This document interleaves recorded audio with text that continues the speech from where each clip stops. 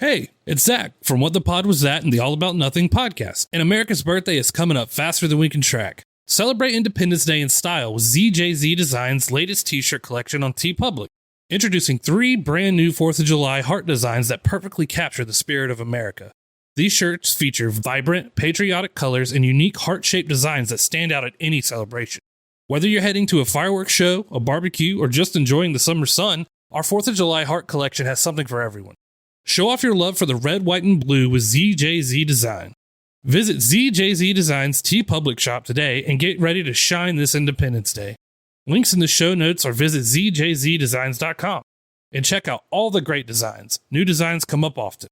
ZJZDesigns.com. This episode of the All About Nothing podcast is sponsored by Everplay Sports and Social Summer 2026 Adult Sports Leagues. Registering now through May 20th for kickball, softball, volleyball, pickleball, bowling, and more. Visit everplaysocial.com for details and registration. Do it now because these leagues will sell out. It's a great way to get off the couch and hang out with friends while doing enjoyable, fun activities. Again, visit everplaysocial.com and sign up today. The All About Nothing podcast may have language and content that isn't appropriate for some. Listener discretion is advised. All right, welcome back, Nothingers, to the All About Nothing podcast. I am Barrett Gruber, host of the All About Nothing podcast. You can find me across all of social media at Barrett Gruber. Please subscribe and share the show. That's how we get new listeners. Also, please consider supporting the show financially by visiting theallaboutnothing.com and becoming an official member and proudly calling yourself a true Nothinger. We'll have more details on that at the end of the show. If you can't do that, please give us a 5-star review, a like, and follow us across all social media. You can find links at theallaboutnothing.com. So this is going to be part 2 of my interview with Denny LaVé, Republican candidate for Senate in Idaho.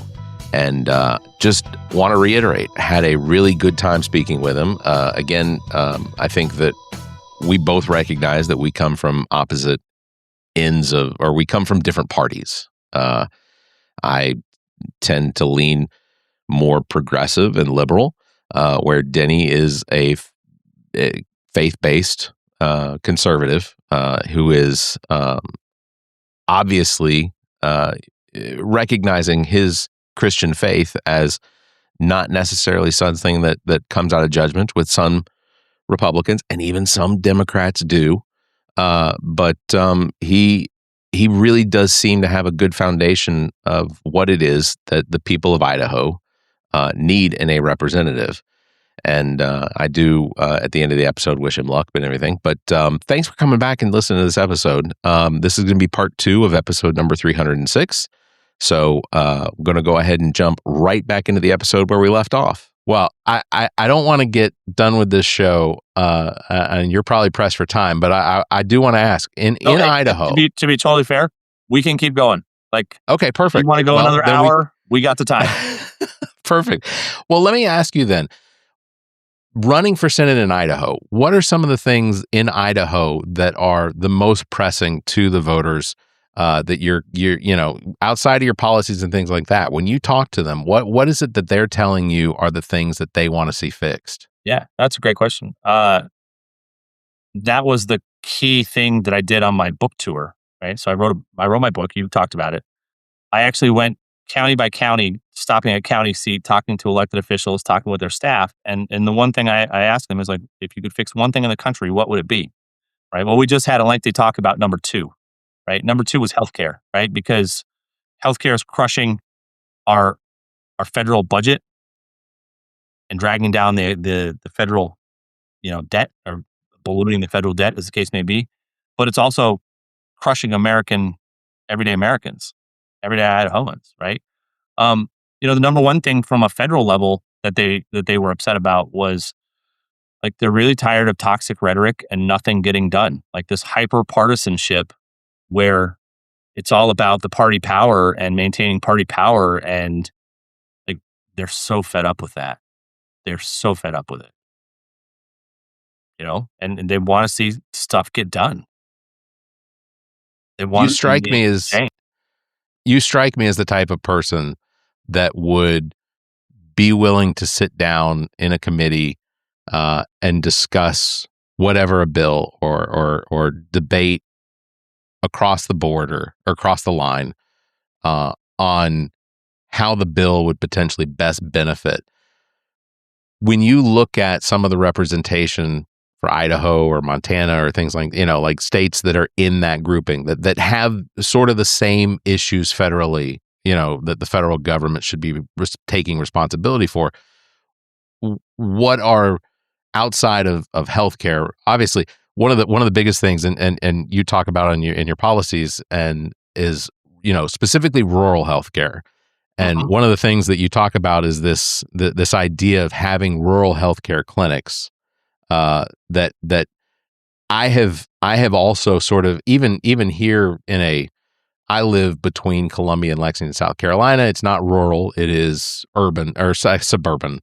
But I have expressed this idea that next to every single public library, why can't there be a public clinic that if someone has a fever or if someone has a laceration or something like that they could go into and be treated for and pay a minimal, probably a subsidized fee to be treated for something that doesn't necessarily have to go to an emergency room, or something that doesn't necessarily have to be scheduled with a doctor, so a doctor's appointment and that sort of thing. But it could fall outside of the realm of the insurance that could be afforded based on either grants to the states or something like that.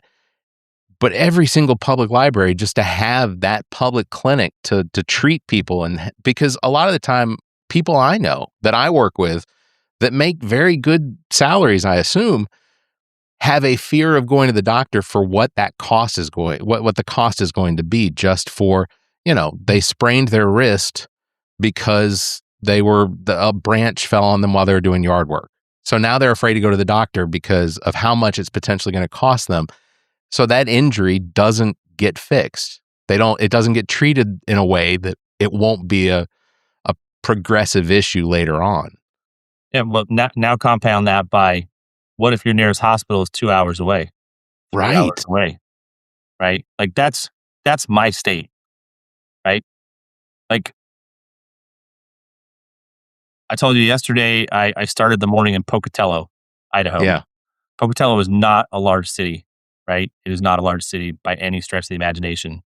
Like you could fit everybody in Pocatello probably in one block of New York City, right? They wouldn't like that, by the way. But by comparison, you're compressing their bubbles. But when we left there, we drove to St. Anthony, which is about an hour and a half, I think, away, northeast, right? Pocatello is probably the closest major hospital. And it's not like a trauma center. It's kind of like what you'd think of as a small community hospital, right? And then, we went further out to a town called Ashton, right? Which is a farm community where, you hear about famous Idaho potatoes, right? Like there's a lot of potato farming in that region.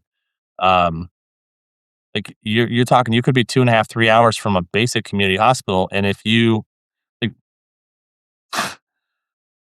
people in our rural areas, they buy life flight insurance. Wow. Right? Because they recognize that if they have a life-threatening emergency and they don't get life flighted to a real trauma center somewhere, that they're going to die. It's not simple, right? And so some families have it and some families don't.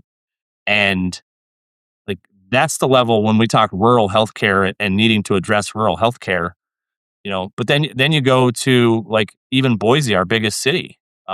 Boise has like 500,000 people, roughly speaking, in the Boise metro area. If they have acute trauma, like intense acute trauma, some of those patients, they actually have to send down to, University of Utah Medical Center, or they have to send them to Oregon State University's Medical Center, right? Because again, the community, it hasn't developed out into a large enough community to have these major acute trauma centers. I'm sure things have evolved and changed, but I recall when my twins, my wife and I had twins to start, not on purpose, by the way. It was, God saying, I love you twice as much as most parents. I have twins, so yeah, I remember get it. That. So we had our twins. They came a little early. They were in the the neonatal intensive care at our local hospital in Coeur d'Alene.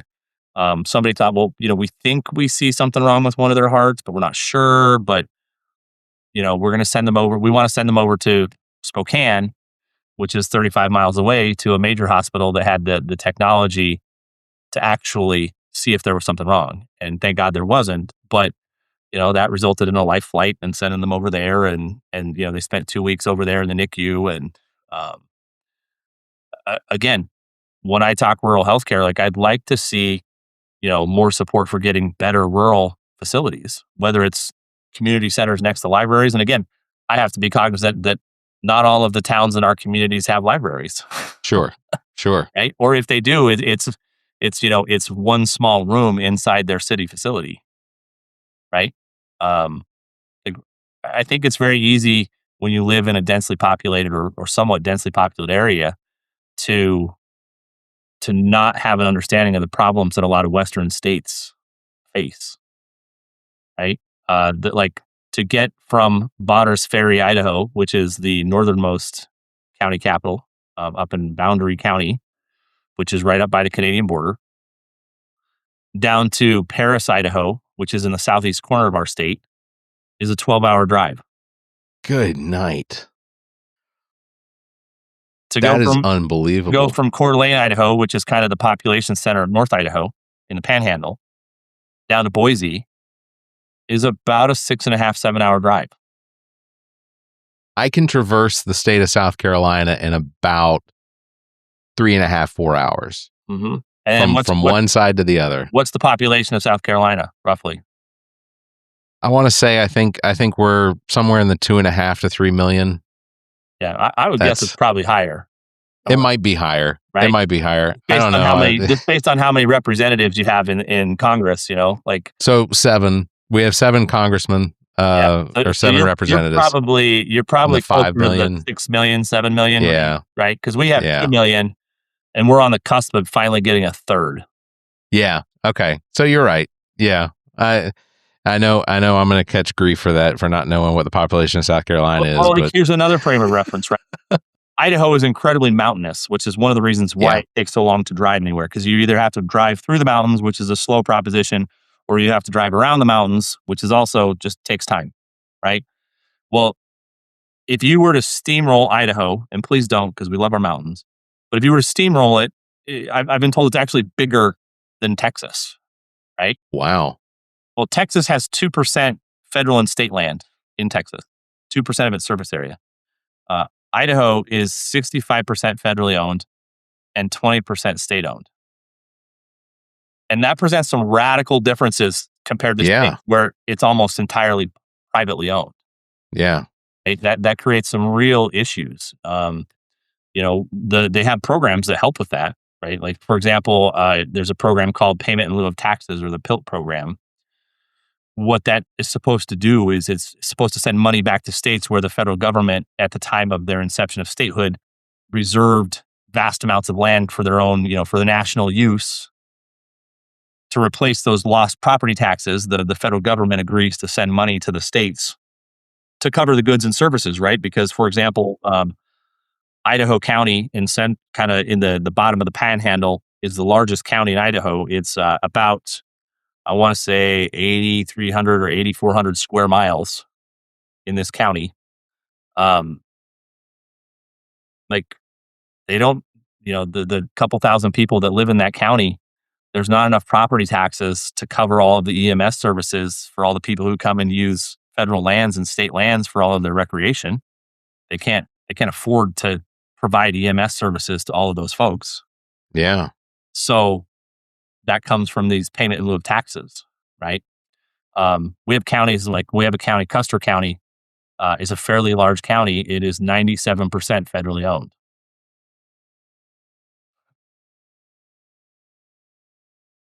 And I'm not gonna say that that's not, having land that's federally owned, I think allows for the state to maintain some beauty. You look at Texas, and while I think parts of Texas are beautiful, I also recognize that there are parts of Texas where while I don't have an issue with the oil industry, you look out across the field and you just see you see 600 or 700 wells that aren't even moving. But it's an eyesore that But then you look at other states like Wyoming and Montana, and I guess potentially Idaho, where there's a vast population of wildlife that can't exist other places because there isn't the land for them to exist on. I think there's a lot of reasons why it makes sense, for the federal government to retain some land, right? Like, where was it? I just read this today, so I'm not recalling the state, but I think they just, geologists just found a lithium deposit in one of the states that. I saw that too. Did you see that? Right? Yeah. And we know that here in Idaho, like we actually have reserves on federal land of a whole bunch of these critical rare earth minerals. Like that's a great thing for our country to have, and for us, if we're going to develop, to develop very responsibly. We've got here in North Idaho, we've got one of possibly the biggest Superfund site in the country. As a result, it's up in the Silver Valley, and it's largely the result of mining done to support World War II, but was done, in such a way that the mining companies were told, "Hey, we need the minerals. We don't care what it takes. Get us the minerals because we need to fight the war." And that resulted in, this kind of horrendous ecological disaster, right? That like almost killed everything in the valley, running down into Lake Coeur d'Alene, which is one of the treasures of the area. And they've done a good job of working to turn it around, but it's cost billions upon billions upon billions of dollars to do that. And even now, like they put recommendations out saying, hey, if you're a childbearing age woman, don't eat the fish from this river and that river and from the lake. And if you're not, maybe once a month. Yeah. Yeah. Right? Yeah. Like that's a potential risk of people saying, hey, we need to exploit these resources, whatever the cost. Right. Look to some of the states like West Virginia. West Virginia literally has mountains being sheared off to mine for coal. Like it's absolutely one of the most beautiful states in the country, except that the people of West Virginia are being poisoned constantly because of the deregulation of these coal companies and allowing for the coal sludge to run into creeks that people in haulers literally use as their source of water. They don't have the privilege of putting a pipe into the ground to get water out of the ground. They have a pipe in the creek that runs next to their property, and that's what feeds water into their house. How is Idaho going to be protected from becoming a West Virginia? And again, nothing wrong. I love West Virginia. It's the abuse that West Virginia takes from that's corporations. And that's where, so again, we're both Catholics here. Have you ever read the document Rerum Novarum? No, I haven't. I would highly recommend reading that. It's by Pope Leo the 13th. And it was written in, I want to say 1893. Okay. Right. And while that sounds like wow, how could this, thing that's 150 years old, how could it be worth reading? Right. 130 years old. If you go back in the time machine and go, okay, what was going on? Well, you had Marx and Engels pushing communism and socialism. And you also had kind of like the height of the Industrial Revolution going on. Right.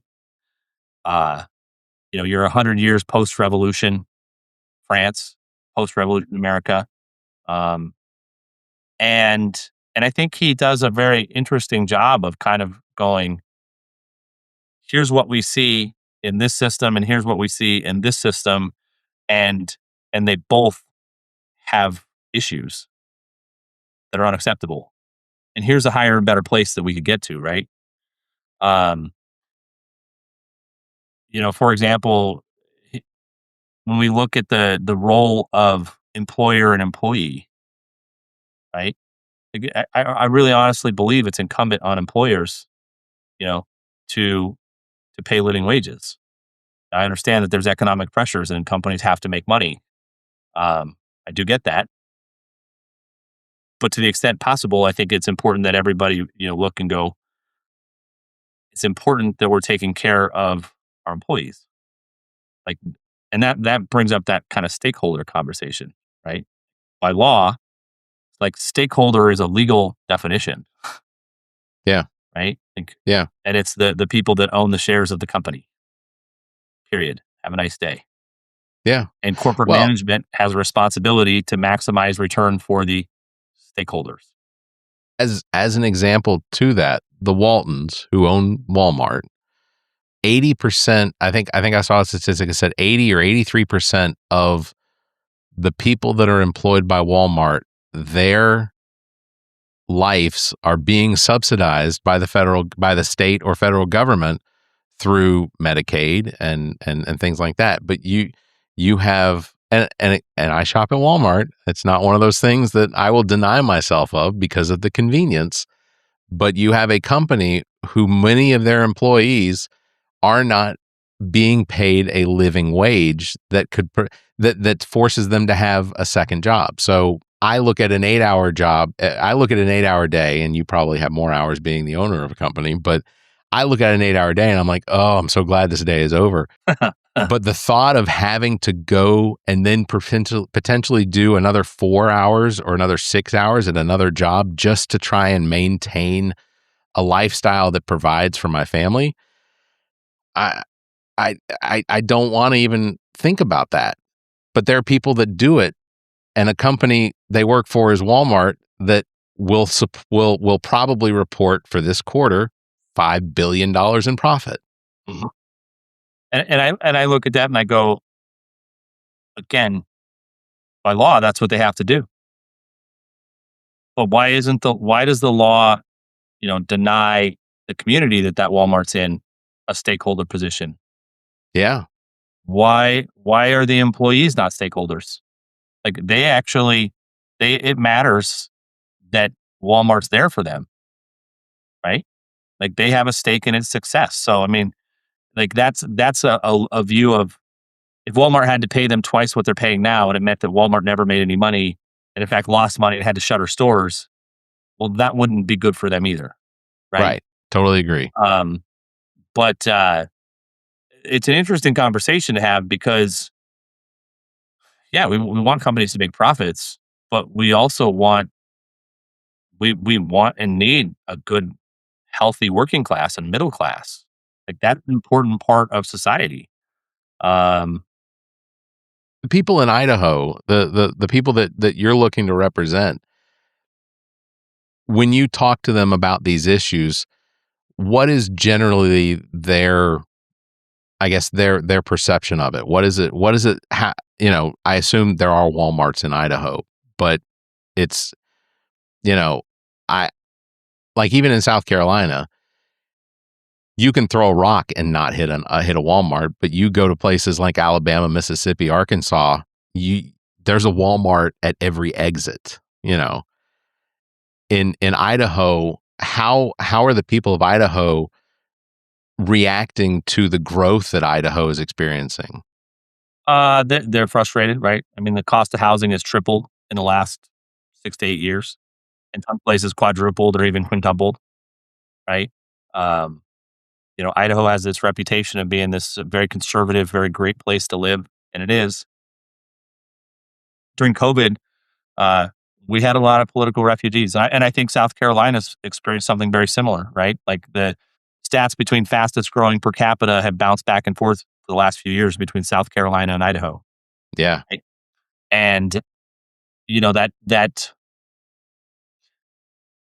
that influx of cash by borrowing from the federal government kind of put in motion a cycle of, okay, there was all this extra cash in the marketplace that led to people selling houses in, politically unfavorable areas for them and deciding to move to places that align a little bit more politically with them. But that also drove up the price of housing in those communities.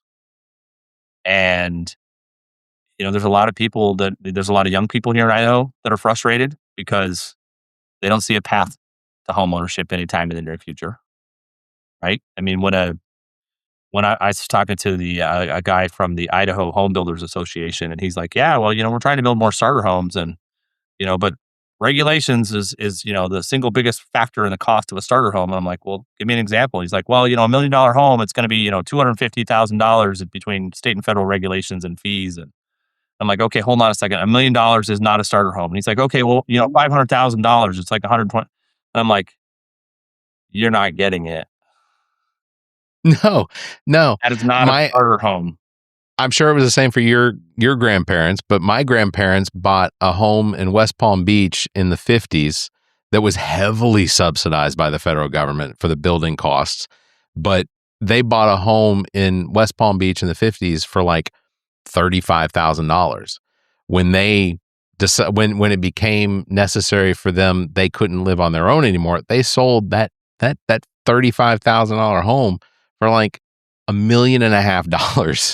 So, yeah, it is a bit of a conundrum, and I thought I would find pockets where that hadn't been the case. Like, as I got more into rural areas, I thought I would find pockets where they weren't, like, that wasn't an issue their kids were running into.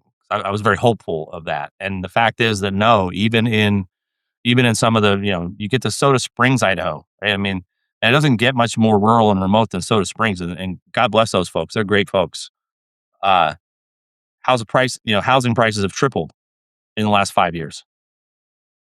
Like, a $20 an hour ag worker can't afford a $600,000 house, right? And to a certain extent, yeah, cost of regulations and cost of, like, if have you ever been in a starter home from the 50s, like a 2-bedroom, 1-bath? Sure. Right? Yeah. It's not it would not fit my family. Wouldn't fit your family, but it is a charming little starter home, right? Sure. Yeah. Nobody makes those today. Very, very few of those are made today. Exactly. Right. Exactly. And to be fair, I think, part of that is regulatory burden, right? Like, it is, well, bedroom's got to have a window and a closet. If you're going to have bathrooms built now, they have to have specific safety regulations attached to them in order to make sure that, there isn't sewage smell, or gases leaking up into the house that would potentially harm somebody. Like, I recognize those as being necessary to prevent you from having a working class, population that's capable of paying to live in the home that they've purchased. But I also recognize that, in California, the regulations in California are so extreme. I have friends that have lived in the same house now, outside of Pasadena. He is the director principal for a Catholic school. His wife is an administrator for the Catholic school. He almost became a priest too, till he met my friend who he then eventually got married to. Like, he was within days of taking his oath, and shipping, going off to wherever he was going to complete his practice to become a priest, and met her and said, I'm out. That was it. So, and they have 3 beautiful children, and but they've been trying to get solar panels on their house for the last 4.5 years. And because of the regulations, because of everything necessary in order for the state and the local government to approve of that, they still cannot. They literally have solar panels sitting in their garage that are already purchased, that are now out of like, the technology of those solar panels is outdated. Like, in order for them to get new solar panels, they'd have to sell off the old ones to get new ones. So, there is definitely issues when it comes to how regulated locales are in this country. 100%. There's just so much going on right now. And then you layer on, an issue that's important to folks here. Folks in Idaho really kind of, even at a national level, they tend to say, hey, We don't want to be in foreign wars. We don't want to be meddling in foreign affairs. We don't want the government spying on us. Like, those are all things that are happening, and have been happening for a long time, right? Like, since World War II. I mean, how many nation building campaigns have we been on? How many of those have been successful? We're not very good at it, but we keep trying our hand at it. Yeah. Yeah, It's a really challenging situation if I'm being, frank and brutally honest about it. But I look at, how many South American and Central American situations has America meddled in, right? and made worse. And made worse. And then, folks want to come here for a better life. Granted, I very much believe, look, you got to follow the law. I do believe that. And at the same time, I think, if we're having an honest conversation about it, like we do have responsibility in some of the train wreck economic and criminal situations that are there, where we've upset economies, we've upset governments, and have allowed some of these bad things to happen, right? And it's not a new thing. I mean, heck, as Catholics, we can look at the Cristeros Revolution in Spain, right? Yeah, and we can absolutely. go, the revolution, the Mexican Revolution that we just celebrated on May 5th, Cinco de Mayo, right? That new government turned around and started persecuting the Catholic Church and shutting down Catholic churches. And then you have Catholics that take up arms to say, no, we have the right to practice our faith, and this is our faith. And, you have America supporting, the Mexican government that was a revolution to put down, these Catholic counter-revolutionaries, right? Right. Taking a side. And it's just very interesting to see how active we are on the world stage of meddling with things, right? The Foreign Relations Committee has diverted funds over to Somalia and to Somaliland to create and promote the civil unrest and civil war to destabilize that region, right? I mean, we got our fingers everywhere. We're upset when people put their fingers in America, right? Yeah. God forbid Russia or China interfere and try to weigh and manipulate. But if we're being honest, we're doing that all over the place. Well, people forget that what eventually came of the 9/11 attacks was a group that we helped create in Afghanistan and Pakistan in order to fight the Russians. And then we turned our back on them, and they started not liking us for that sort of thing. So, it's not to say that we caused 9/11. That is absolutely not what I'm saying. No, I'm not. But no, I know. But somebody will clip it and tell me that's what I said. But it yeah. Yeah. But it is. I look at what our country could do to really help other nations in the world that ask for help. But that's the key point is it's the asking for help. I'm not saying that they have to get on their knees and grovel and say, whatever, but I think unless it's just an outright, warlord that is terrorizing a specific tribe of people, or if it's genocide, I think that we as a country have the technology and usually the financial ability to step in and stop something like that. But in situations where it's just, their government's not playing nice with our corporations, then why don't we step in and make it easier for our corporations to pull oil or natural resources out of their land, that sort of thing. That's where I have a problem with it. Ukraine is one of those places where Russia is literally attacking them to take over their land and has asked us for assistance. They've asked the world for help against what is Russia, but a country that we have claimed to be our enemy almost 100 years now. I mean, we're approaching 100 years of what was Soviet rule, and then, this pseudo democracy that they claimed to have. But Russia is continuing to attack a sovereign nation that we we helped to come up with a treaty where that nation would remove all of their nuclear weapons as long as they knew that we had their back. And I think through Biden, I think we pseudo had their back, and then with Trump, there's always this feeling like, well, who is he aligned and who is he aligning us with? He definitely claims that Russia is continuing to be our enemy, but he also speaks really friendly of Vladimir Putin from time to time. Yeah, and I guess it just gets confusing. I think I would assert that from an interventionist perspective, like, we're not really in a financial position to go be. No, I agree. Completely agree. We're Now, hit yeah, $40 trillion in national debt. Is insane. It's insane. And that's just, if you go back, like, I know these numbers because of when my opponent was elected. If you go back to when he was elected 17 years ago, we were 11 trillion in debt.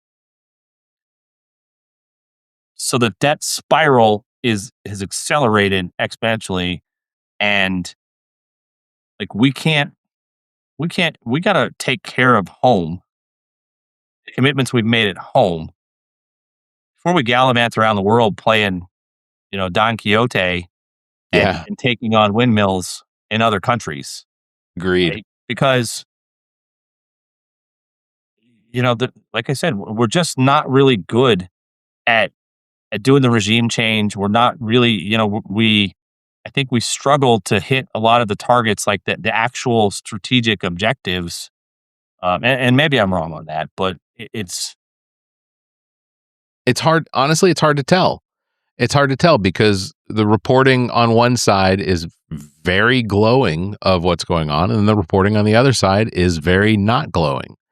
And as someone that tries to take in as much information as I possibly can, I couldn't tell you with assertion exactly what's going on from one day to the next. Yeah. And that's, I think, and I think that's one of those things that really also entrenches people into whatever side it is they're on. 100%. It pushes people to vote for candidates that maybe don't necessarily represent their best interest, or like your opponent who has been in office for 17 years. Well, that's just in the Senate, right? I mean, he won his first election in 1970, 6 years before I was born, right? He just turned 83 this past weekend. I mean, look, I granted, the guy might be in perfect health and perfectly sound mind and body, and at the other spectrum, like, maybe he's putting on a good show. Like, we all have relatives that have done that to us. Strom Thurmond was our senator when I moved here to South Carolina. I lived in Georgia. I lived in Atlanta, and I moved here when Strom Thurmond was still our senator. Now, he wasn't our senator for much longer. He had his centennial birthday, and he passed away shortly after. But I can speak to the things that Strom Thurmond did well for the state of South Carolina. Federal contracts, corporations came to the South Carolina, and I get that they get tax benefits and things like that, but those tax benefits eventually expire, and those corporations stick around. Like, they stay in South Carolina. Boeing and BMW and now Scout International, and there are companies that are here because of the incentives that they received, but they stuck around because of the workforce that they trained and the backbone that they built in order to support those. And Strom Thurmond, as the senator for South Carolina, was part of the reason that a lot of those, maybe not the BMWs but federal contracts came to South Carolina because Strom Thurmond was such an advocate for it. Did I agree with him on every policy and thing as he was as a Dixiecrat? No. But, at the same time, I saw how he benefited even into his later years. But I also saw just how much hand-holding had to be done in order to put up the facade of someone who was able to proceed in that position.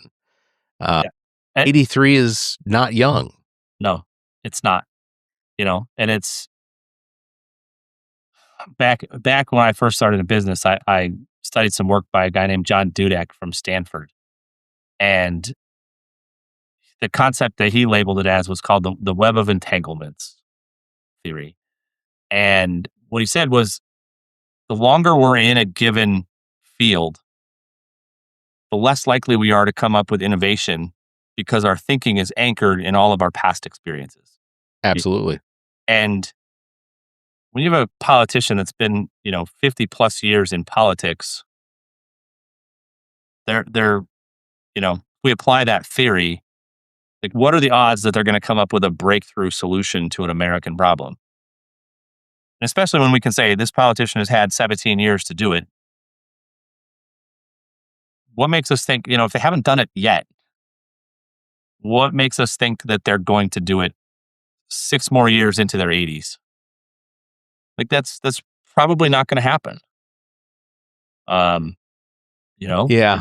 And that's it's funny. I don't know what sort of political party dinners you go to and things like that, or if any, right? They're blue. They're mostly blue in color. We'll hold that against you, right? I like blue. You can tell by my wall, right? I mean, they don't. Blue is one of my favorite colors. The blue ones don't hold it against me either. There you go. When we go to our political dinners and whatnot, we have our congressman, like our current congressman is Russ Fulcher in District 1 in Idaho. He comes in and, he's got a 3x5 card with a few bullet points, and he talks about the legislative things he's working on and the legislative accomplishments and laws passed and where he got ideas from in the local community. It's pretty on point. Right now our Secretary of State is kind of making some waves around the nation for some of the cases he's taken to the Supreme Court.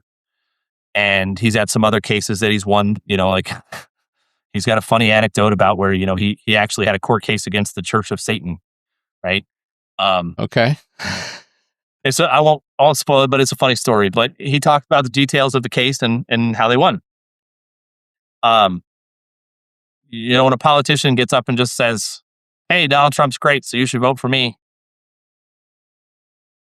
especially after 17 years in the job, you kind of got to scratch your head and go, well, what are you doing? Like, are you doing anything? And especially when he has to read that speech, and he reads the whole speech out about Trump's doing great things and you should vote for me. I hope that people in Idaho are seeing this, and I hope that they're asking the question and going, what's your tie-in for that? Like, okay, Donald Trump's doing great things. That is your opinion. That's great. Right. You've attached yourself to his coattails. That's fine. But what is it that you're doing, not you, but him, for the state of Idaho, for his district specifically? What is the relationship that you have with the executive branch that is benefiting your congressional district? Yeah. And the few things that he points to are they're about in the grand scheme of things, right? I mean, Idaho's 2 million people. It's like, I freed up this one thing that was holding up, the reconstruction of a veterans home, which again, this is a noble thing to do, right? Sure, absolutely. The veterans home is important. But so you made a phone call and okay, great. People, this was a big deal. Like, we have all this federal land. Well, something that sometimes happens is big developers from other states, other places decide, well, can we put a solar farm on that land, or can we put a wind farm on that land? And sometimes the federal government will say, yeah, you can. And the local community is like, not my backyard, right? I don't know if you have wind farms in your communities over there, but they definitely change the landscape. They definitely change the view, and it's not always. It's not pleasant, right? I mean, it's not a coal plant, but it's still. Yeah, I don't have any experience with wind farms except for some of the offshore wind farms, but they're so far out you can't see them. Yeah, well, here it's right in our communities, right, and neighboring our communities, and so there was a large wind farm that was federally permitted that was going to sell power to California from Idaho. Which, again, it's like, they got land, put it down there. Well, because they don't want it in their backyard. Because interesting, they're ugly. And Interesting. sometimes, believe it or not, they catch on fire, and then the fire rains down from the 150 feet in the air and catches stuff on fire down below, and can cause some catastrophic damage. Right? I mean, that Yeah. actually is a thing. It's very real. Yeah, and I've looked into wind farms. Like I certainly would prefer that our country have less reliant on fossil fuels and more reliance on renewable resources like wind and hydroelectric. But I also am a proponent of nuclear power. Mhm. Our nuclear technology in creating energy from even down to the waste. Our technology has advanced so far from the 1980s that nuclear, purely based on what I've read and the papers in Popular Mechanics and other science magazines and publications, nuclear is so safe and nuclear is so efficient. Like it's insane to me that we haven't invested into. I would drive a nuclear powered car if it was available, like and to his credit, like we here in Idaho, we have the Idaho National Lab, which is at the forefront of this nuclear research, right? And we are doing good work there. But he got an executive order, or there was an executive order. What his role in getting it is up for debate, right? But the executive order saying, no, we're actually, the community doesn't want this wind farm. We don't want it either. Signed DJT. But the issue is legislators make their impact long term through legislation. Yeah. Because anything that's done by executive order can be reversed, tossed out by executive order, right? Yep. And the reality is that as a country, we should want less executive orders, not more executive orders, right? We would want the executive to carry out the laws, not alter and pen them by executive fiat. Yeah, and absolutely agree. And to a large extent, like Congress has kind of passed the buck downstream to that on a lot of issues. They've created these agencies and then said, "Well, you make the rules and have a nice day." And we're seeing that come back the other way now, right? The reversal of the Chevron doctrine, basically saying actually courts can review the rules that these administrative agencies make to see if they're actually legal or not, and they're beneficial or not, right? We don't have to just trust the agency. Well, and to that point, technology changes. Like to have a government oversee or have a government agency oversee something like nuclear energy at a in the 60s, 70s, and 80s absolutely sounds necessary, because I don't know that there was the technology or the knowledge of that technology enough to not have someone to oversee and say, hey, let's back off of this until we have enough information. But it's like space exploration. I do not believe that NASA is going to get us to Mars without private industry and having the backbone of the SpaceX or whatever. Why, right? To which part of why NASA's not going to get us there, right? Oh, I assume it's not because they offshored all the slide rule manufacturing to China, and now they're not accurate enough. Is that really it? Oh, wouldn't that be something? Wouldn't it be like, well, they came up with the mechanical ballpoint pen, and that was where it stopped. Yeah. Somehow we lost the ability to manufacture the Fisher Space Pen, and we could no longer go to space. That's right. We were this close to the TI-87 calculator, but we had to stop at the 86. No, that's that. But I think it's absolutely necessary that we have corporations in this country that do well, but I also feel like we shouldn't allow for those corporations to just run amok and take advantage. No. That's where I think, for me as a Catholic, like Rerum Novarum really provides kind of a guiding North Star to like an economic system that works for everybody. I'm going to put that in the show notes. I'm going to put a link to the document in the show notes so that others can check that out as well. I'm sure there's things that have changed in 130 years, but at the same time, it does. I mean, think about this, right? Something that's on a lot of people's minds is AI. And how are we going to deal with, 5 million people, 10 million people losing their jobs in the next 10 years over AI? Yeah, absolutely. Right?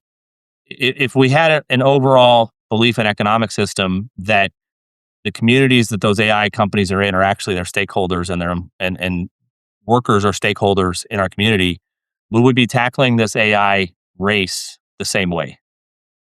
Because right now we're tackling it in a way that a few select people are going to get a new Gulfstream and a new mega yacht, and 10 million people are going to lose their jobs. Like, that's the way that we're handling it now. And really, these types of questions are the ones that the Senate should be taking up. How do we deal with these things that are 10 years downstream and 20 years downstream instead of how do we fund ICE? Like, that should be a no-brainer. That shouldn't be one that we fight over, right? And I don't know how we got there to where, okay,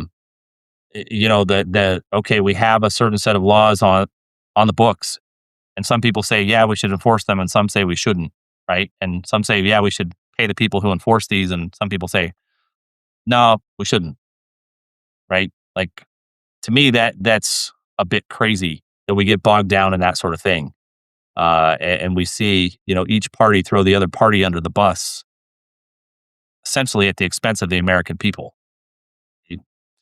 And when we have questions like this AI question that really need to be addressed, I mean, do you guys have Waymo down there in South Carolina?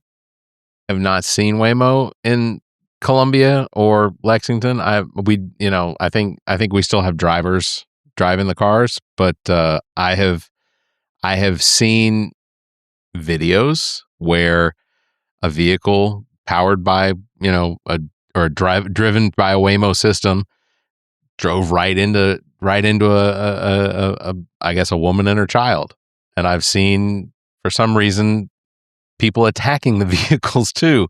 So nobody's helping anything with this situation, but I think that I would have a fair amount of discomfort sitting in a vehicle that didn't have a physical driver. How fast is the broadband connection to, or if it's just AI that's driving it, then why didn't it interpret a woman in a stroller as being something that it should avoid rather than a target? It's so I'm a little uncomfortable with AI driving my vehicle, but I think is it possible that we could move to a what was it, iRobot scenario where AI is driving all of the vehicles, and then you potentially have a system that is tracking every single object on a highway, and maybe that would be an improvement over one vehicle tracking itself and the other obstacles around it. And that's because that's all variables, and a system's got to take into account for the speed of this thing on the left and that thing on the right. And I just it's kind of like electric vehicles. I have an electric motorcycle that is fun to putz around on. It only gets about 70 miles per charge as long as I keep it under 40 miles an hour. But I haven't gotten to the point where I'm comfortable with the idea that if I want to drive from here to Atlanta in a Tesla, that I'm going to have to stop twice to get power charged. And there's the technology isn't there for me to be comfortable with it. I'd like to see it get there, but I'm going to drive my 2005 Honda Element until the day it dies, because I know how to work on it. I do all the maintenance on it, and I am not concerned that vehicle is ever going to have an issue as long as I'm the owner. So. Well, and that actually brings up something that I think is important, right? Like, you can work on your car. That's one of the things I'm proudest of about my sons, right? I have 6 sons. All of the adult ones are incredibly capable mechanics, right? They've They've leveraged what we've had. They've leveraged YouTube. Yeah.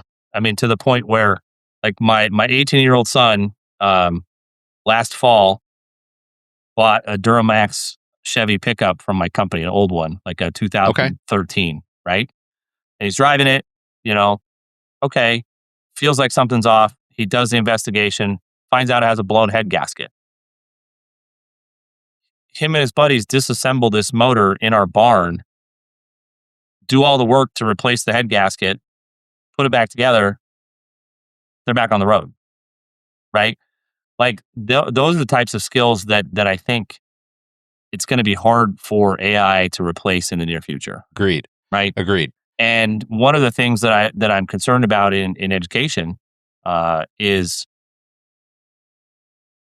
when I went to school. Again, I'm a convert. I went to public school, but what was fascinating about the school I went to in Utah was they had a full art department. And when I say a full art department, I mean from fine art, oil painting to they had a foundry where you could do jewelry work. They had stained glass studio. They had, like whatever the visual art was, physical art. They had sculpting, clay throwing, pottery. Like they had a full art department, but they had a full automotive mechanic shop and a full auto body shop. And then they had an actual machine shop and they had a computer programming department and they had, I think they had a robotics station, but then they had all of their sciences and they had all the literature and they had, so it was you could come out of that school as a completely well-rounded individual and you didn't come away from school. I went through the more academic track, right? And graduated, my last year, I did like 6 AP classes my senior year. It was stupid, crazy. Yeah. I had 5. Yeah. So. Yeah. You get it. Right.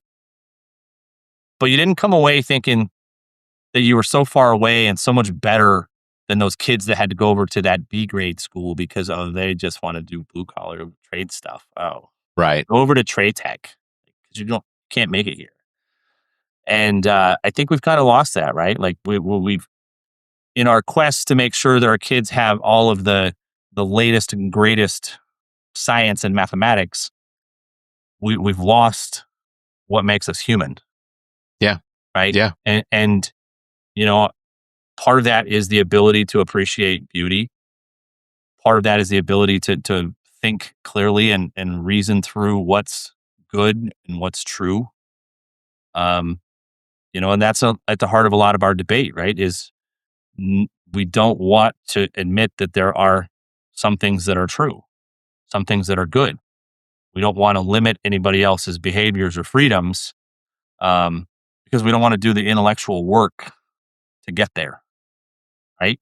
But when it gets to some of the basic cases like murder, like we all agree that there is something called murder and that we shouldn't be doing it, right? And that when someone does it, that it's bad. Yeah. Right? Like, so we do innately have this sense that we can judge actions. We can judge actions. We can discern good actions versus bad actions. Morally upstanding versus detrimental and evil. But we've gotten away from teaching that sort of thing in school and teaching Agreed. those things that make us human. And I think that's part of the answer to the AI conundrum is we need to reinvest in the things that make us uniquely human. Yeah. And be proud of them and celebrate them rather than celebrating solely, those intellectual parts which can easily and are being replaced, by different forms of AI. Yeah. No, I completely agree. To the fact that my son, when he graduated high school, we did not push him to immediately go into college, because to go into college and not know what it is you want to do before you start, I think is a mistake. You're setting yourself up for failure. Uh-huh. When I went to college, I did applied mathematics and communications, mass broadcast communications. And then I wound up working in radio. And now I work in IT for a software company that does insurance software for property and casualty. Because I figured, if the day ever came that we had universal health care in the United States, at least property and casualty is probably still secure. We're always going to have that. Yeah, sure. But good call. But we didn't push him to go to college because he didn't know what it was he wanted to do. So, over the course of about a year, introduced him to different things and ideas. He became very attached to the idea of becoming a welder. And now he's in trade school to become a welder.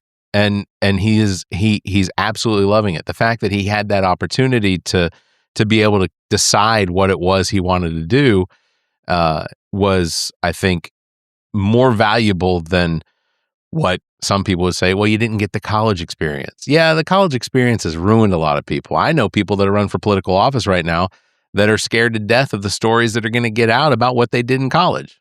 So, they remember those.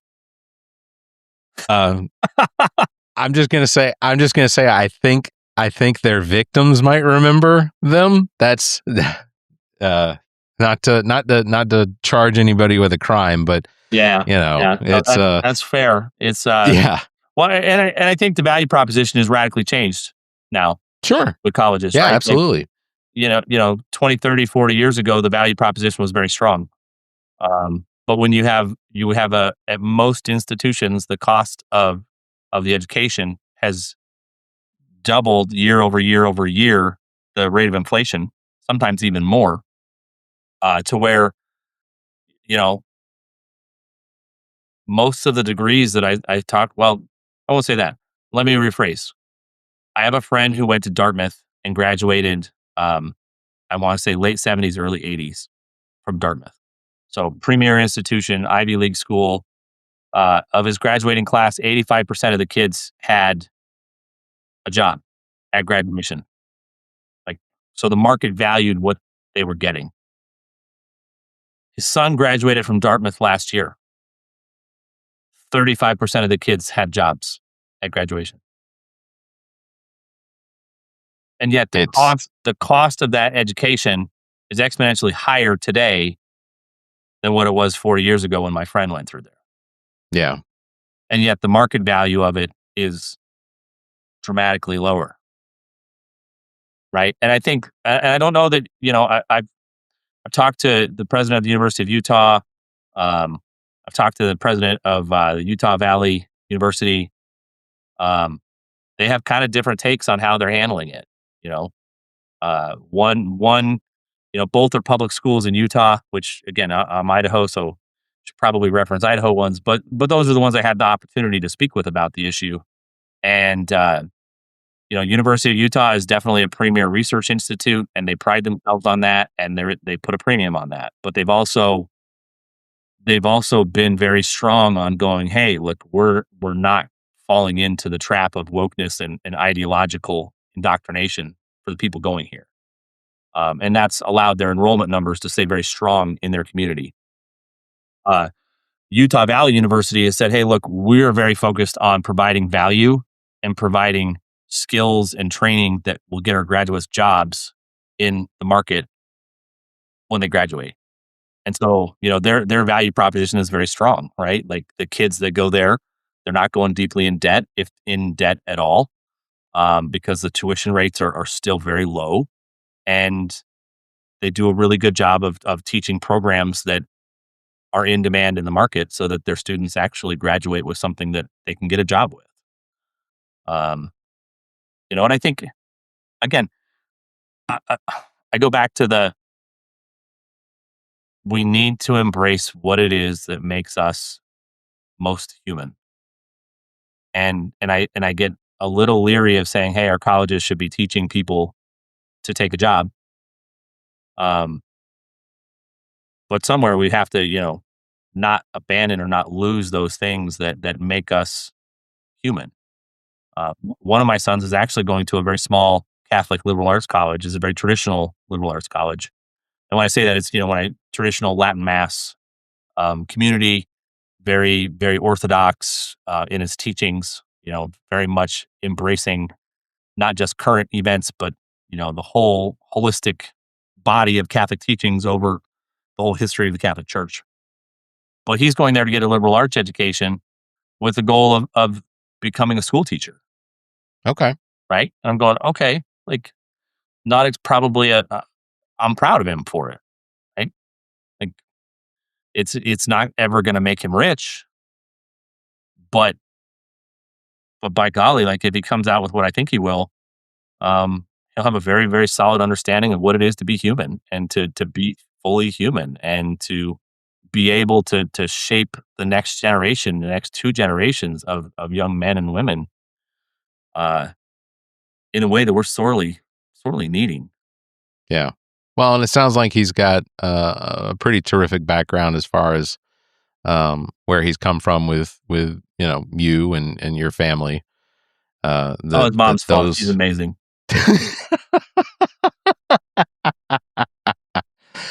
Well, Denny, I don't want to keep you too much longer. I'm sure we both have different, paths for the evening, but Yeah. I will say this, that if it was up to me, you would absolutely be the person that I would want to sit across from the aisle from in the Senate or in a committee, because I feel like, and I can say that about a lot of the Republicans that I know that are currently in office, that I can have conversations with them about issues and be able to express myself and understand that there's a sense of respect coming from across the aisle.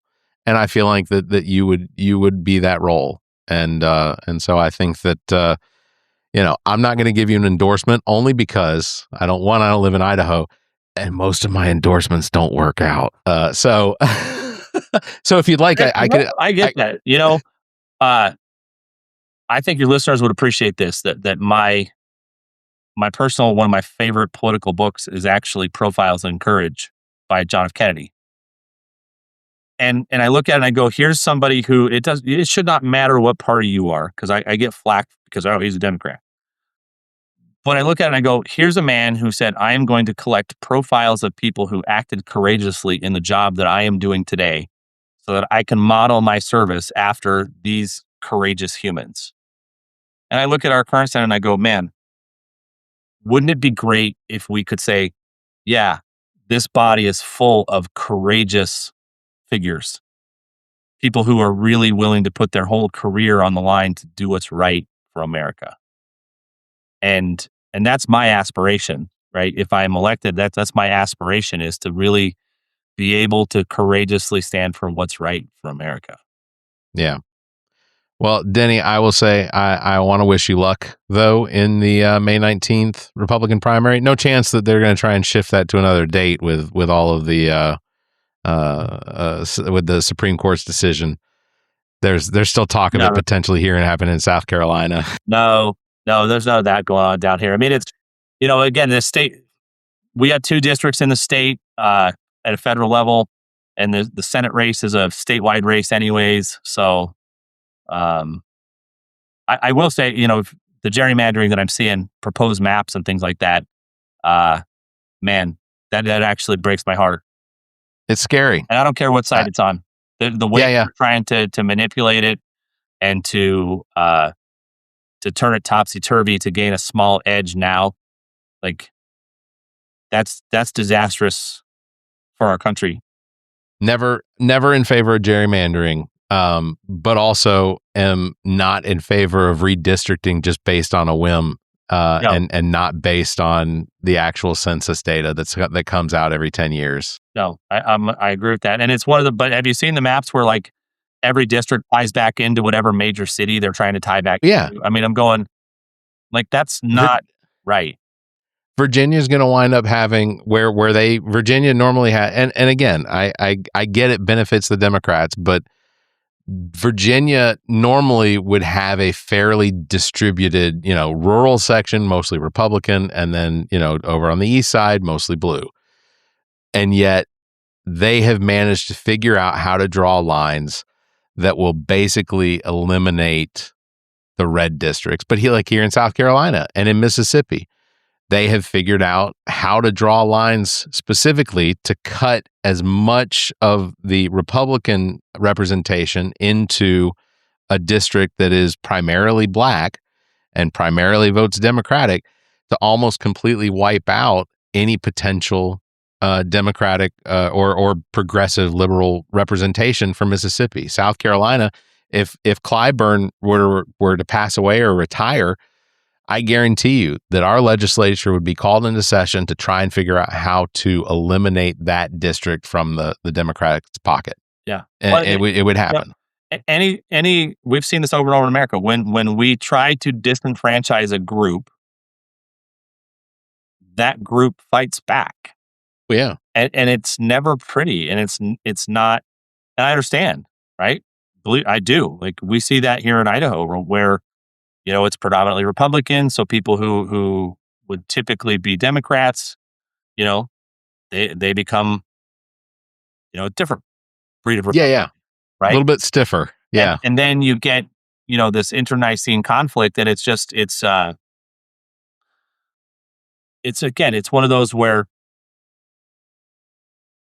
call it a fiduciary if you want. One of my mentors would call it a client relationship, like where, people are under the care and protection of whoever they're a client of. Right. And so as those who govern, like, the people underneath you are in your care. Like, you have a duty to protect all of them. Every one of them. Not just the ones in your party. All of them. And I mean, that's part of the reason why, like, I haven't drawn lines as far as like where I'm going to go and where I'm not. I'm going to go talk to people all over the place, because if I'm going to represent the state, then I'm going to represent the state. And, when I see the types of lines we draw, anyways, I know you got to go. No. I get it. But I just, man, it hurts my heart a little bit to see those lines drawn like that, where it's not absolutely protecting the people. It's not about caring for the people. It's about protecting party power. And yeah.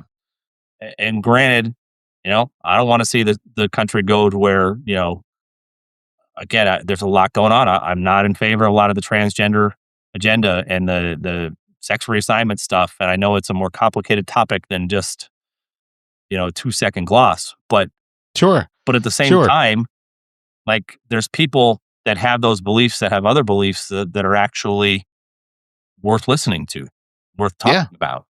Right. Yeah. And I don't want them to feel disenfranchised over that one issue.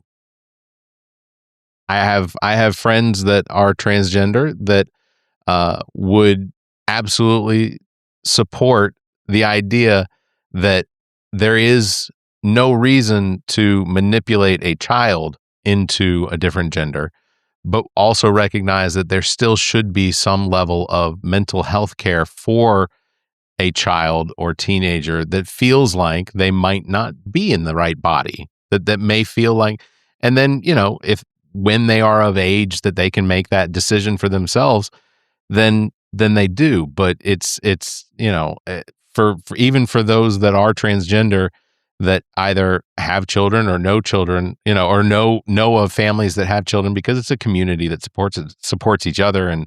But they would say that it's been created into a boogeyman for a lot of people on the right, that there isn't, they talk about NCAA, and I think Trump talks about it pretty frequently, about how, there's all these male athletes in female sports.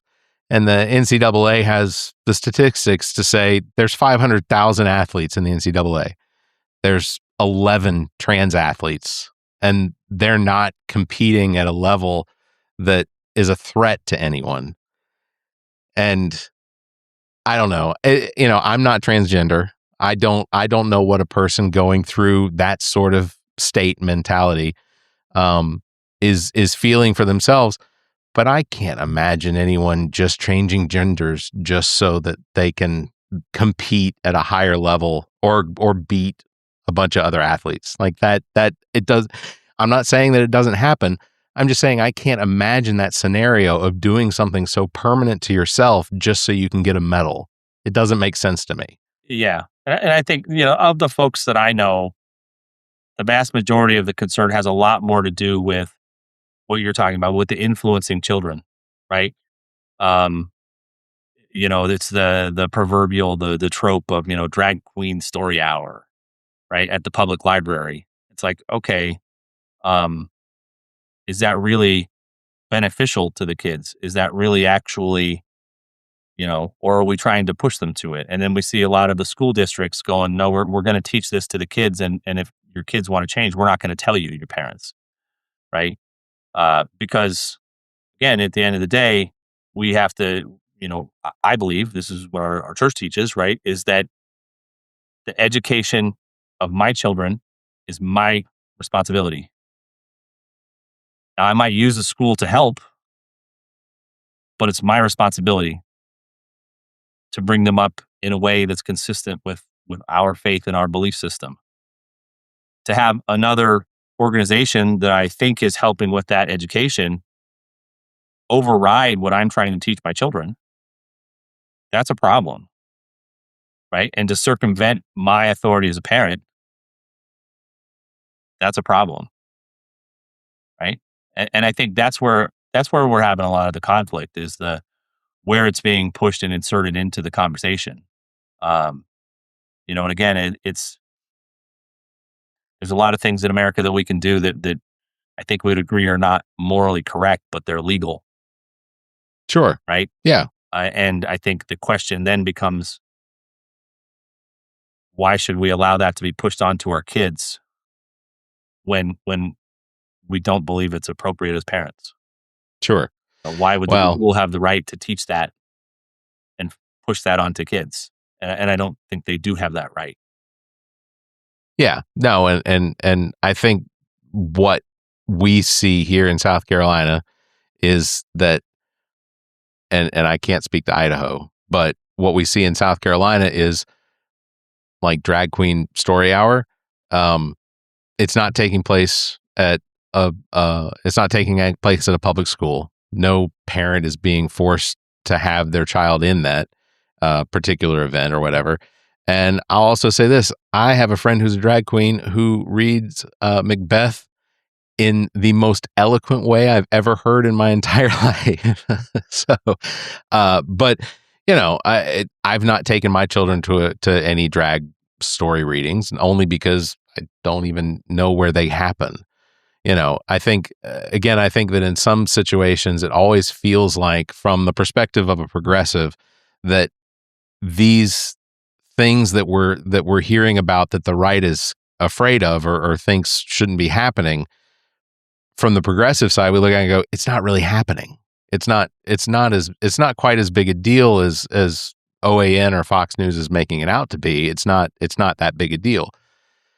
And then the left picks up on that, and the left-wing media is like, this is what the right's upset about. And it's like, and it just creates this firestorm of us as citizens. We look at it and we're like, what the hell is going on? Like I don't see it. Why are they trying to force me to see it? And then it becomes, it's an outrage economy.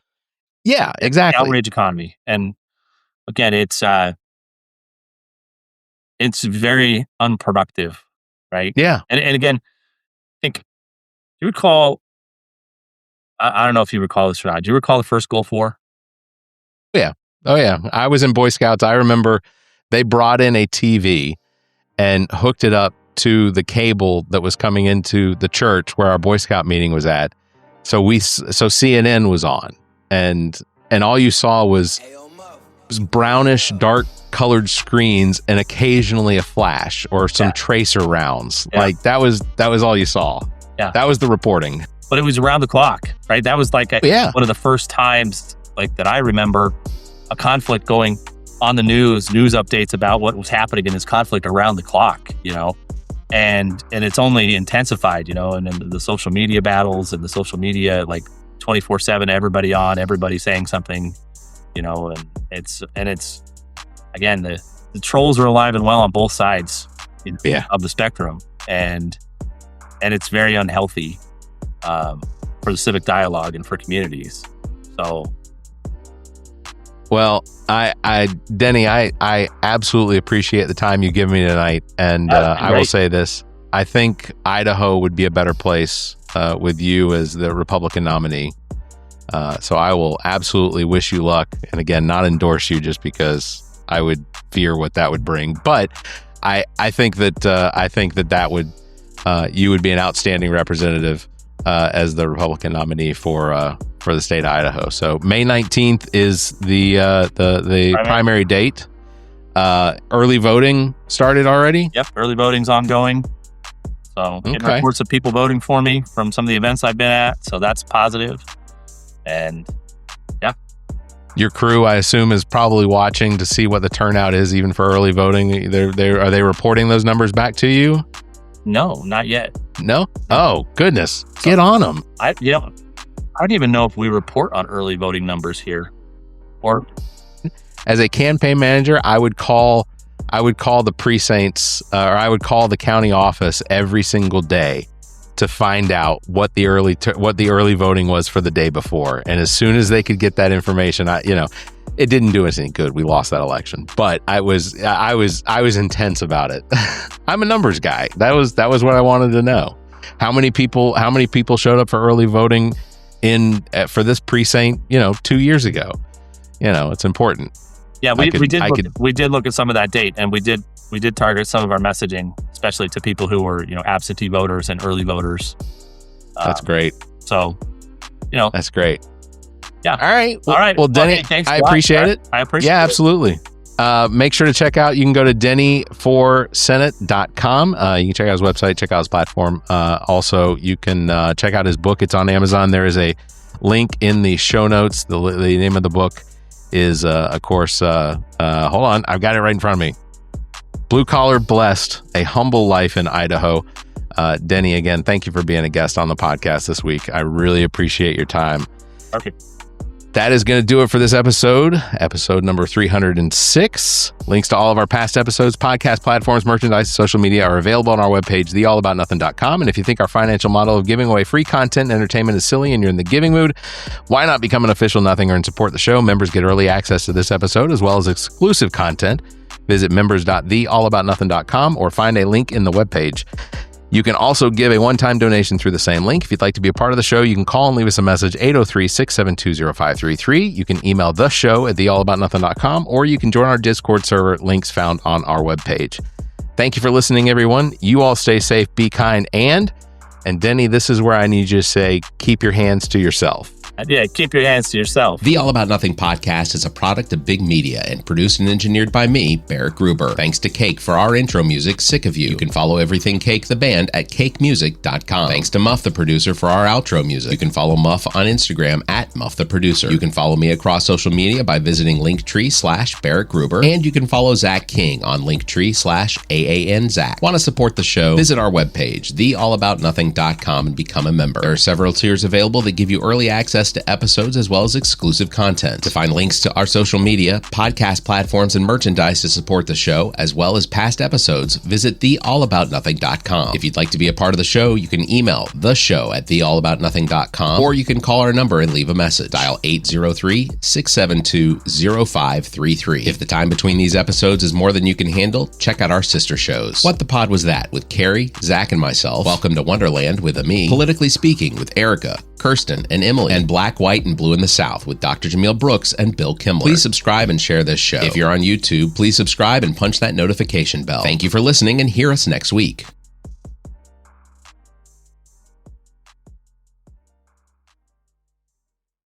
The preceding podcast is solely owned by the host or hosts and is distributed by Big Media, LLC. Copyright 2026.